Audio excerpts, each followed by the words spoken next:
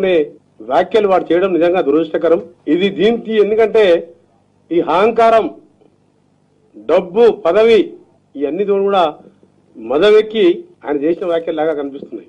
మొట్టమొదటిగా కాంగ్రెస్ పార్టీని లోఫర్ పార్టీగా పేర్కొనడానికి నిజంగా కేటీఆర్ గారు తెలంగాణ ఇచ్చిన తర్వాత నువ్వు, మీ నాయన, మీ కుటుంబ సభ్యులు 14 మంది మాత్రమే పోయి కేసీఆర్ గారు మీ 14 మంది తీసుకుపోయి సోనియా గాంధీకి పోయి కాళ్ళు మొక్కి కృతజ్ఞత తెలియజేసుకొని సోనియా గాంధీ దేవత అని చెప్పిన మాటలు మర్చిపోయి ఇవాళ లోఫర్ పార్టీగా కనబడుతున్నారు కేటీఆర్. నీకు సోనియా గాంధీ భిక్షతో వచ్చిన తెలంగాణలో మీరు అనుభవిస్తూ ఒక కుటుంబమే పాలిస్తూ, కుటుంబమో వాళ్ళ బంధువులో పాలిస్తూ 1000 కోట్లు దోపిడీ చేస్తూ ఇలా రాహుల్ గాంధీని పప్పు అని కొడితే, గూగుల్లో కొడితే పప్పు అని వస్తుంది.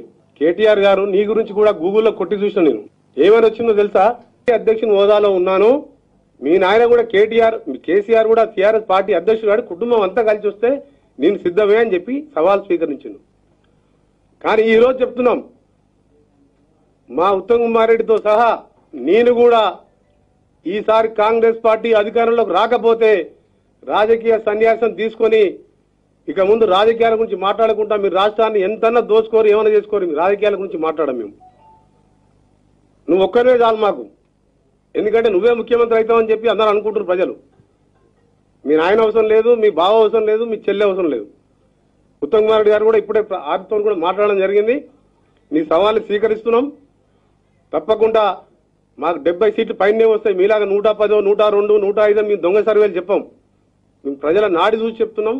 మీరు చేసే అరాచకాలు, దోపిడీ గురించి ప్రజలంతా కూడా ప్రజలలో వస్తున్న దాని గురించి చెప్తున్నాం. నువ్వు సిద్ధమని ప్రకటించాలి, మేము కూడా సిద్ధమే. మా పార్టీ అధ్యక్షుడు, అది మీ నాయన, మీ చెల్లె వస్తారా లేదా మాకు సంబంధం లేదు. ఏంటండి, వీడియో నచ్చిందా? అయితే ఓ లైక్ వేసుకోండి, లేదంటే ఓ కామెంట్ చేయండి. ఎప్పటికప్పుడు మా వీడియోస్ చూడాలంటే సబ్స్క్రైబ్ చేసుకోండి. ఏంటండి, వీడియో నచ్చిందా? అయితే ఓ లైక్ వేసుకోండి, లేదంటే ఓ కామెంట్ చేయండి. ఎప్పటికప్పుడు మా వీడియోస్ చూడాలంటే సబ్స్క్రైబ్ చేసుకోండి.